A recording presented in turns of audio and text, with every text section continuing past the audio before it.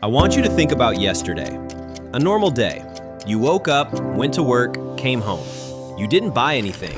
No Amazon, no Starbucks, no new shoes, and yet, when you opened your bank app that night, the balance was lower. Netflix, Spotify, cloud storage, gym membership you haven't used in months, some app you don't even remember installing.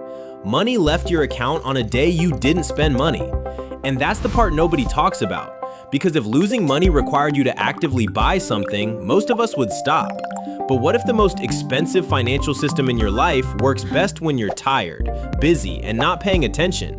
How did we get here?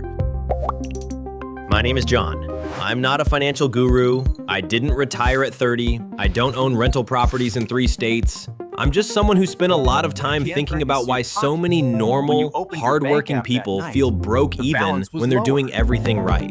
And today, I want to talk about something that quietly drains more money from your life than bad investments, impulse purchases, or even credit card debt. It's what I call the autopay economy. This is the world where money leaves your account without you making a decision. No swiping, no clicking buy now, no moment where your brain feels pain, just silence.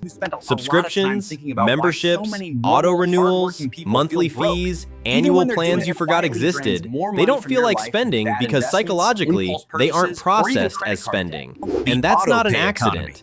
The autopay economy is built on a simple idea.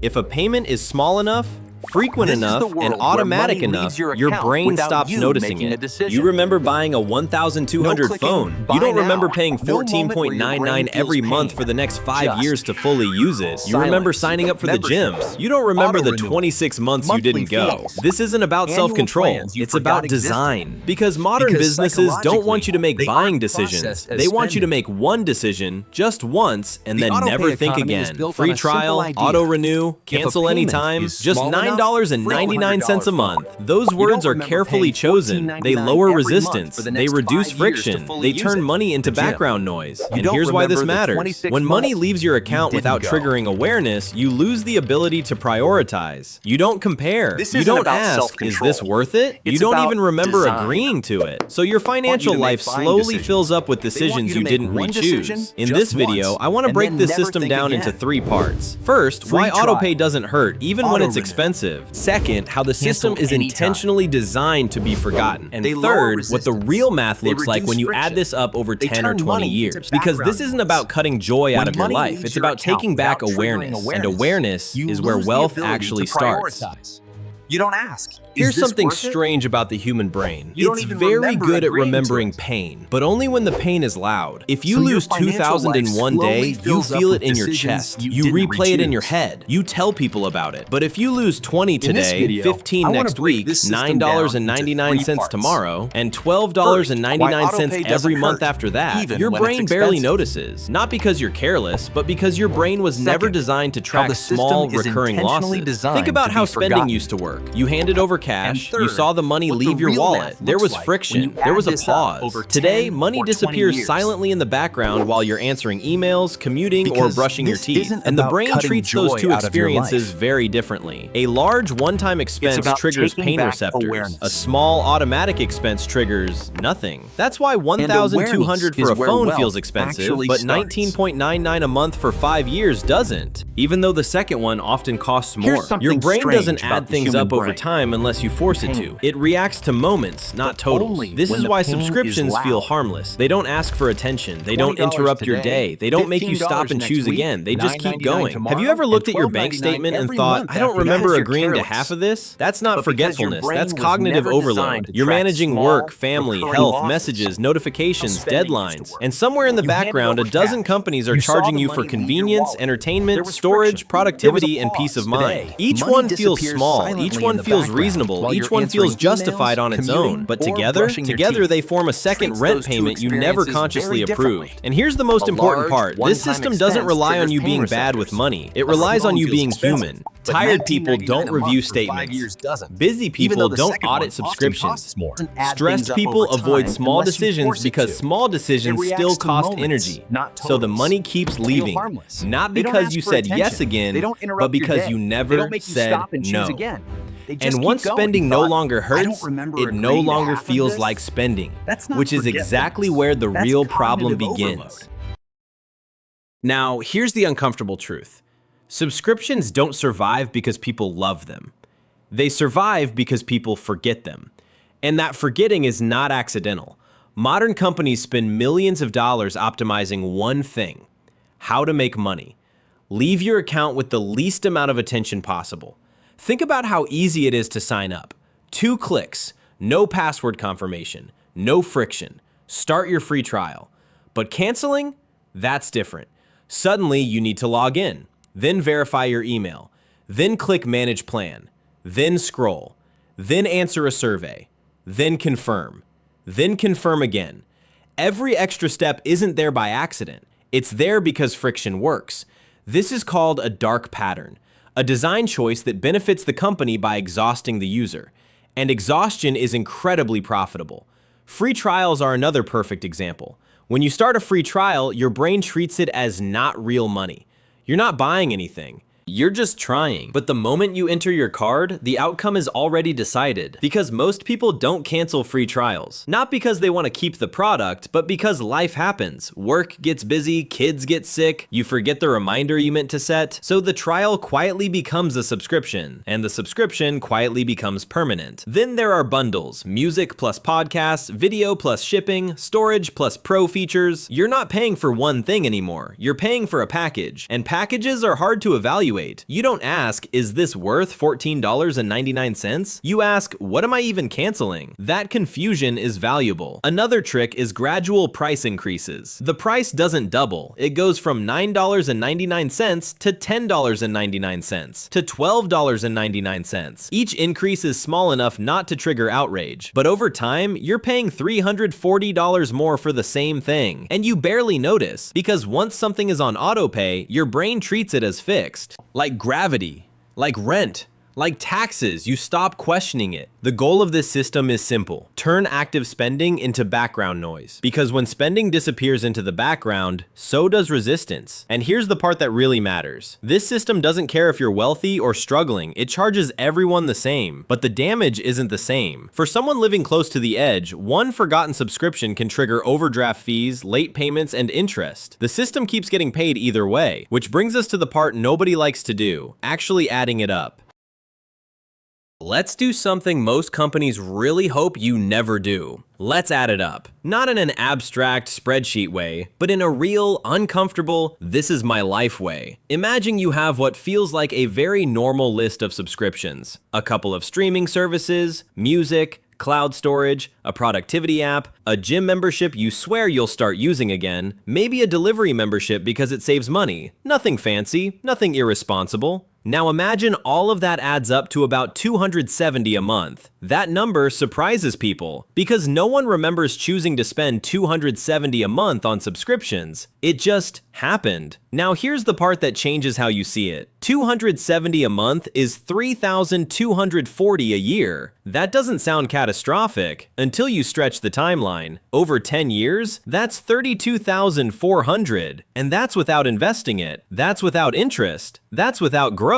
Just money quietly gone. Ask yourself this: if someone walked up to you today and said, "Hey, I have a deal for you. Sign this contract and you'll pay me $32,000 over the next decade," you won't really notice it happening. Would you sign? Of course not. You'd read every line. You'd ask questions. You'd hesitate. But when the same cost is sliced into tiny, forgettable pieces, it slips past your defenses. And the opportunity cost is even bigger because $270 a month isn't just spending. It's money that could have been doing something else. That could be an emergency buffer that keeps you out of overdraft. It could be debt payments that free up future cash flow. It could be invested slowly, quietly, without stress. And here's the uncomfortable truth: most people don't feel poor because they make terrible decisions. They feel poor because their money is already spoken for before they ever get to choose. Their future income is pre-sold to companies they barely think about.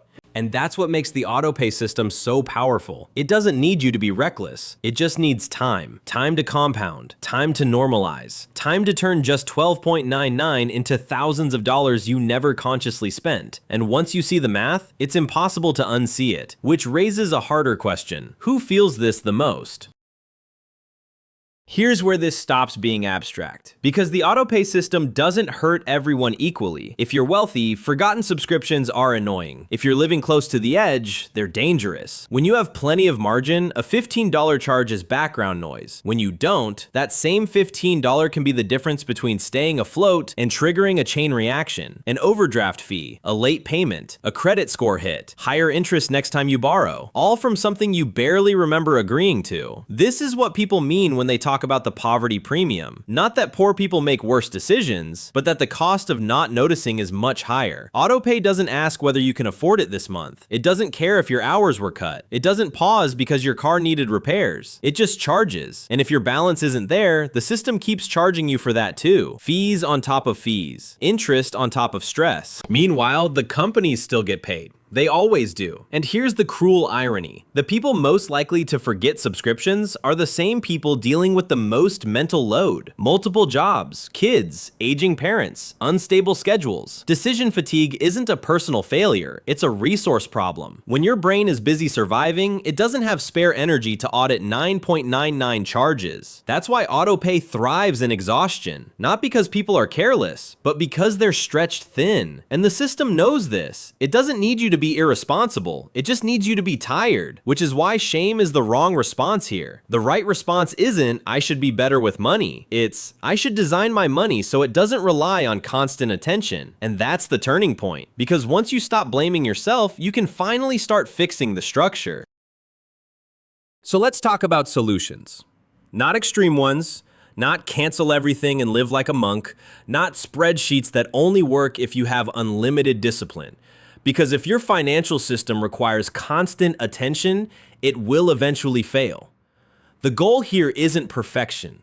The goal is reducing how often your money needs supervision. I call this the 30-minute autopay reset. You don't do it every month, you don't obsess over it, you do it once, deliberately, and then you let structure do the work. Here's how it starts. First, you make one list. Not a budget, not categories, just a simple list of every recurring charge that hits your account. Streaming, apps, memberships, cloud storage, anything that repeats. Most people are shocked at this step alone. Not because the items are outrageous, but because they didn't realize how many there were. Next, you divide that list into 3 groups. Group 1, essential. These are things that would genuinely damage your quality of life if removed. Not mildly annoy you, actually hurt. Group 2, seasonal. Things you only truly use during certain parts of the year. Streaming during winter, fitness apps during training cycles, software for specific projects. These don't need to be permanent, they just need reminders. Group 3, junk. And junk doesn't mean stupid or embarrassing, it just means not worth the money right now. Things you don't miss when you forget about them. Things you wouldn't resubscribe to today. That's it. No guilt, no moral judgment, just clarity. Now comes the structural part. For essential subscriptions, consider annual plans, but only after this reset. Not because they're cheaper, but because they reduce decision fatigue. For seasonal ones, turn off autopay and set calendar reminders. Let the subscription expire on purpose. If you really miss it, you can always restart it. For junk, you cancel it. Not forever. Just for now. And here's the most powerful move most people never use. Create a subscription-only payment method. A separate card, a virtual card, something with a clear boundary. That way, subscriptions can't silently drain the same account that pays your rent or groceries. When the subscription card gets full, the system stops. Not you, the system. That's the key idea here. You're not trying to become more disciplined. You're trying to become less exposed. Because discipline gets tired, structure doesn't. And once this is in place, something interesting happens. You stop feeling deprived. You stop feeling anxious. Because instead of constantly reacting to money leaving your life, you've decided calmly and deliberately what stays. That's not being cheap. That's being intentional. And intention is what the autopay economy quietly takes away from you. So if this video made you uncomfortable, that's actually a good sign, because discomfort is usually the moment when awareness comes back online. You're not struggling with money because you're lazy. You're not behind because you're irresponsible. And you're not failing because you don't care enough. You're living inside a system that quietly monetizes distraction. A system that works best when you're tired, busy, and focused on surviving the week. A system that doesn't need bad decisions, just forgotten ones. Once money starts leaving your life without your attention, it stops feeling like a choice choice. And when money stops being a choice, it stops serving your values. That's the real cost of the autopay economy. This isn't about canceling joy. It's about making sure the things you pay for still deserve a place in your life. So take 30 minutes, just once. List the subscriptions. Decide what stays. Let structure do the rest. Not because you want to be richer on paper, but because you want your money to reflect your time, your energy, and your priorities. If this helped you see your finances differently, share it with someone who's always saying, I don't know where my money goes. And if you want more stories about how everyday systems quietly shape your financial life, subscribe. Because I don't want you to be wealthy on paper, I want you to be wealthy in life.